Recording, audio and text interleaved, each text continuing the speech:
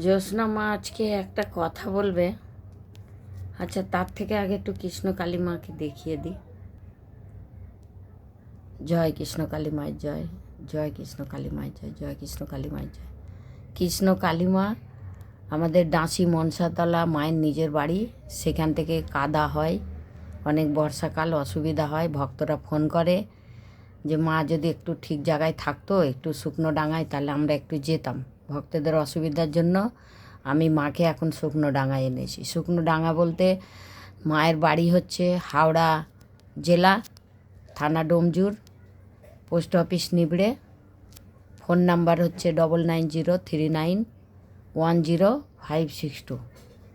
কিন্তু আমি কিছু কথা বলছি, কথাটা আপনারা সব শুনবেন।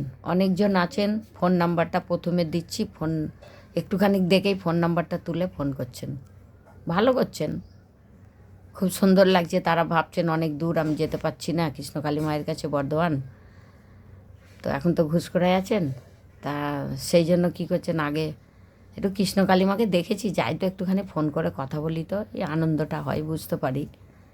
ঠিক আছে, অসুবিধা নেই। তো তারপরে ভিডিওটা দেখবেন, কথাগুলো শুনবেন, তবে তো ভালো লাগবে। আর মায়ের কাছে আসলে তো আরোই ভালো লাগবে। এবার আপনাদের ইচ্ছে, আপনাদের ক্ষমতা। অনেক ভক্তরা আছেন শুনতে পান না, তারাও মাকে চোখে দেখলে তারা ডাকবেন, মাকে ভক্তি করবেন, যা কিছু বলবেন মা শুনবে। আপনি আজ বলতে পারেন না, কাল বলতে পারবেন। যিনি দেখতে পান না, তিনি কানে যদি শুনতে পান, তাহলে তিনি ভালো করে মনে মাকে বলবেন, দেখবেন আপনিও কানে শুনতে পাবেন, আপনিও দেখতে পাবেন। যিনি কথা বলতে পারেন না, তিনিও মাকে মনে বলবেন, তিনিও কথা বলতে পারবেন। সব কিছু মাকে ভক্তি করে ডাকবেন, এমন করে মাকে ডাকবেন যতক্ষণ মা আপনাকে সাড়া দেবে না ততক্ষণ ছাড়বেন না। দেখুন, নিজের মায়েদেরকে একবার দুবার ডাকলে অনেক সময় মায়েরা অনেক কাজে ব্যস্ত থাকে, শুনতে পায় না। অনেকবার ডাকলে কিন্তু একবার না একবার সাড়া দেয়। ঠিক সেরকম আমাদের মা, আপনার ডাকাটা ঠিক না হলে হয়তো সাড়া দেয় না, যখন ডাকা ঠিক হবে। এবার আপনার 1 মাসেও হতে পারে, 1 দিনেও হতে পারে, 1 সেকেন্ডেও হতে পারে, অনেক লোকের হয়। আজকে আমি বলেছি মাকে, এটা মানসিক করেছি, 2 ঘন্টায় পুরো হয়ে গেছে। এ তো শুনছি সব সময়। আমি ঘরে বসে এইটা বলেছি আমার ঠিক হয়ে গেছে, ওইটা বলেছি ঠিক আছে। সবাই তো মিথ্যে কথা বলে না। সবারই তো পয়সা এত সস্তা নয় যে পয়সা দিতে চলে আসবে। অনেক কষ্ট করে, আর অনেক কষ্ট, অনেক মনে ভক্তি নিয়ে তবেই তারা মন্দিরে যায়। নিশ্চয়ই তার উপকার হয়, মা তার উপকার করেন। অনেক লোক দেখবেন গাছের ফুল নিয়ে চলে যায়, কেন বলেন তো? এটা ভক্তি। মা কি ফুল পাই না? সব পাই। মায়ের কাছে ফুল নেই? আমরা দেবো তবে? মা সেজে তো আগে থেকেই বসে আছে। মায়ের সাজ কি আমরা পুরো করতে পারি? মালা দেবো, ভালো দেবো, এইটা দেবো, ওইটা দেবো, সেটা দেবো, সব আমাদের আমাদের শখ। ওইটা মাকে সাজাবো, এই করবো, সেই করবো, এগুলো তো আমাদের কথা। এটা আমরা বলি। মা কি বলেছে নাকি যে এটা দে, সেটা দে, ওটা দে, আমাকে সাজা, আমাকে অমুক কত সুকর? বলেছে? বলেনি। যেটা বলেছে সেটা আমরা করি না। মা বলেছে আমাকে মন থেকে ডাকবি, সেটা করি না। মা বলেছে ভালো হয়ে চলবি, বিশ্বাস হয়ে থাকবি, ভক্তি করবি, সকলের সেবা করবি, সেগুলো আমরা করি না। তাহলে আমাদের কি ভালো হবে? লোকে চুরি করব, লোককে মিথ্যে কথা বলবো। এই যে একটা ফুলের ব্যাপারে বলি, যেটা মায়ের সব থেকে সেরা ফুল, আমার তো মনে হয় জবা ফুলের আগে মায়ের কাছে কিছু নেই। যেমন পদ্ম বলুন, আরও বিভিন্ন রকম অনেক রকমের ফুল আছে। পদ্মটা যেমন মায়ের ঘটে দেবো, মা এটা পছন্দ করে, মা ওটা পছন্দ করে। অ্যাকচুয়ালি কিন্তু আমাদের কালী মা পছন্দ করেন জবা ফুল। এই যে ফুল, এই ফুলের গল্প শুনুন। এই ফুলটা গাছে ফোটে, সে কিন্তু তার কর্তব্য করে। যে যে জিনিসটা কথা বলতে পারে না, সেই জিনিসটা কিন্তু খুব সৎ, এটা মনে রাখবেন। খুব সৎ। যে কথা বলতে পারে না, সে কিন্তু ভুল করারও চেষ্টা করে না, কোনো পাপ করার চেষ্টা করে না।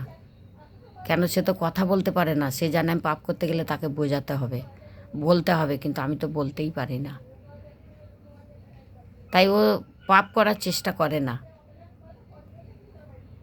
কখনো যদিও কেউ বলবেন যে কে বলল করে না, ও তো করে, এ তো করে, যদিও বলবেন সেটা তো আমিও জানি, কিন্তু সেটা ওর কাছে অন্য লোকের চাপের জন্য ওটা ভুল হয়ে যায়।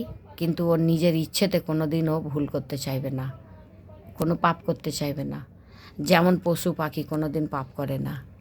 আমরা যেমন বলি এই কাকটা খুব হারামি, দেখো এই জিনিসটা চুরি করে নিয়ে পালালো, কিন্তু না, সেটা তার কর্তব্য। আপনি কি কাকটার কাছে 500 মাছ এনে দেবেন? দেবেন না। ভালো মন্দ রান্না করে দেবেন? দেবেন না। তাই সেটাই তার কর্তব্য, সেটাও মায়েদের আদেশ। মা কিন্তু সেটা তাকে বলেছে সেইভাবেই খেতে, তাই জন্য তারা খায়। তারা কিন্তু পাপ করে না। কোনো পশু পাখি এরা কিন্তু বলতে পারে না এরা কোনোদিন পাপ করে না, এরা এদের কর্তব্য করে। মানুষ সব থেকে বদমাশ হচ্ছে মানুষ, সব থেকে পাপ কাজ করে মানুষ। মানুষ নিজের কর্তব্য ছেড়ে অন্য কাজটা বেশি করে, অনেক বেশি করে।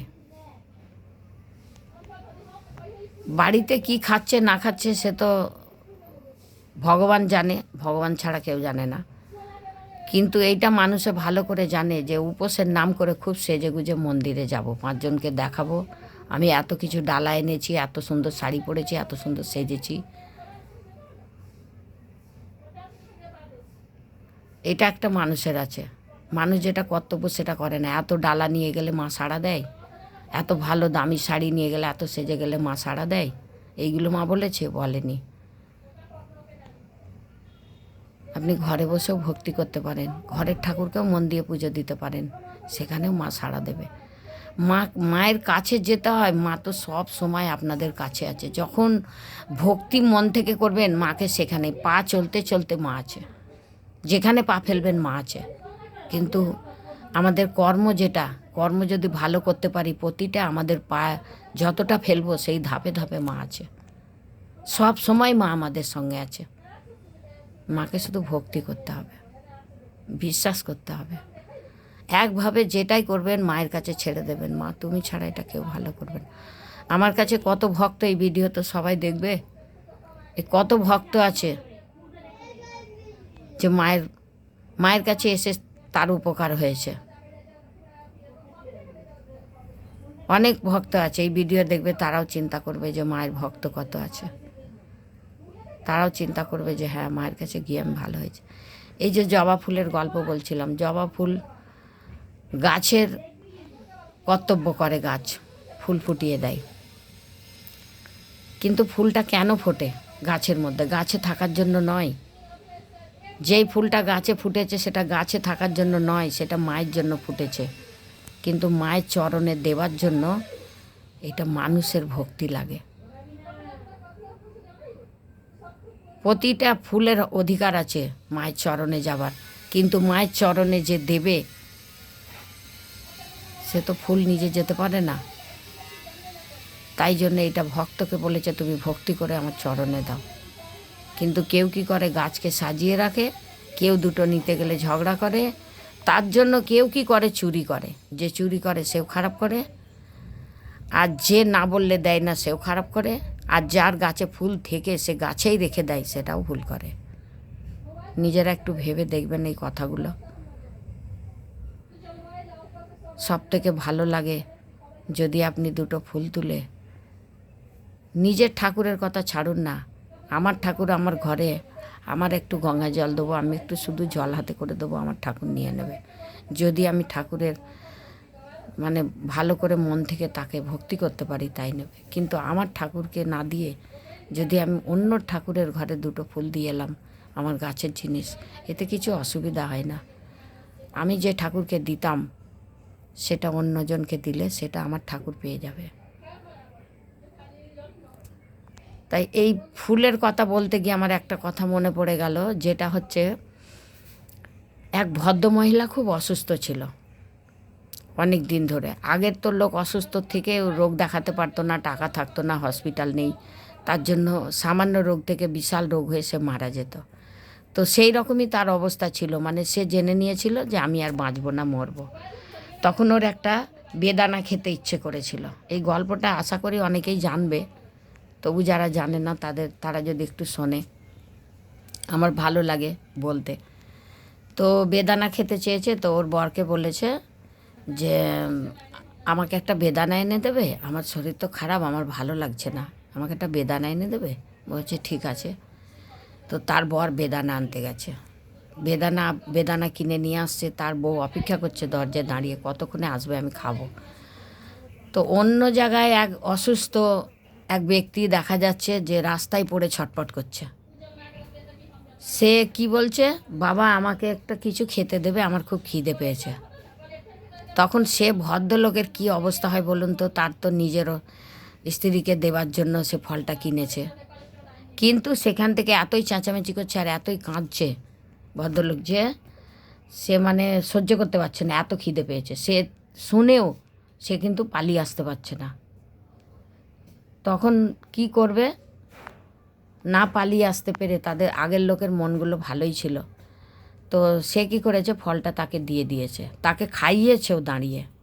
আর সে কিন্তু বিশাল চিন্তায় আছে যে আমার বউকে গিয়ে আমি কী দেবো, আমার স্ত্রীটা যে অত অসুস্থ, তো আমি কি দেবো তাকে, আমি কি বলবো।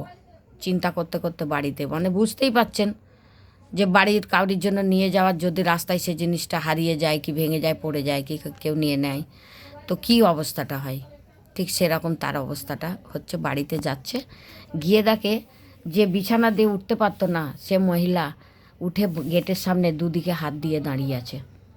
তখন ওর স্বামী দেখে ছুটতে গেছে, গিয়ে বলছে তুমি ভালো হয়ে গেছো, তুমি বাইরে উঠতে পেরেছো, মানে এত সুন্দরভাবে দাঁড়িয়ে আছে। তখন হাত বাড়িয়ে বলছে তুমি ফলটা দাও না আমাকে, আমি বেদানাটা খাবো, আমার খুব ইচ্ছে করছে। তখন ওর বর কাঁদতে লাগলো। তখন ওর মুখে হাত দিয়ে ওকে আদর করে বলছে যে তুমি দুঃখ করো না, আমি নিয়ে আসছিলাম, দেখো এইরকম অবস্থা। ওকে গল্পটা শোনালো যে তাকে খুব খিদে ছটপট করছিল, তাই আমি তাকে ভেঙে খাইয়েও দিলাম, খুব অসুস্থ। তখন ও বলল ঠিক আছে, হয়তো তুমি তাকে দিয়েছো, পরে বুঝতে পারলো যে হয়তো তুমি তাকে দিয়েছো বলে আমি হয়তো ভালো হয়ে গেলাম, এটাও তো হতে পারে। তখন দুজন মিলে ওইটা বুঝে মনে সান্ত্বনা দিয়ে দিল।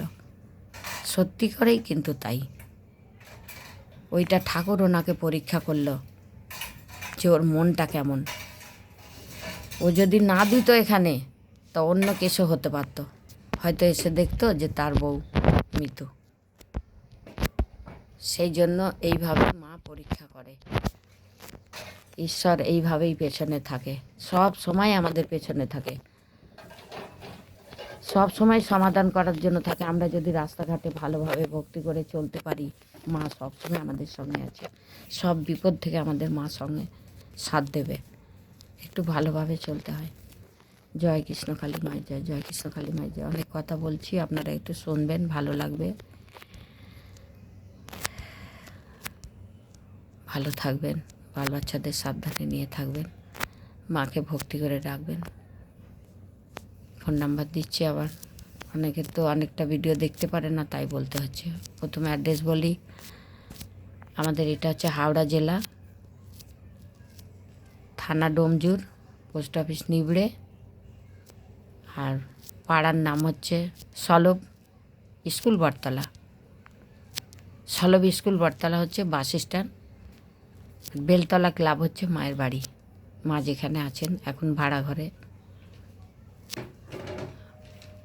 যাই হোক, আপনারা বিচার করবেন মা ভাড়া ঘরে থাকবে না নিজের বাড়ি যাবে। কাদা, অনেক জঙ্গল টঙ্গল মতন আছে, বাঁশ বাগান আছে বলে অনেকে যেতে চায় না, তো সেই জন্য ভাড়ায় আছি।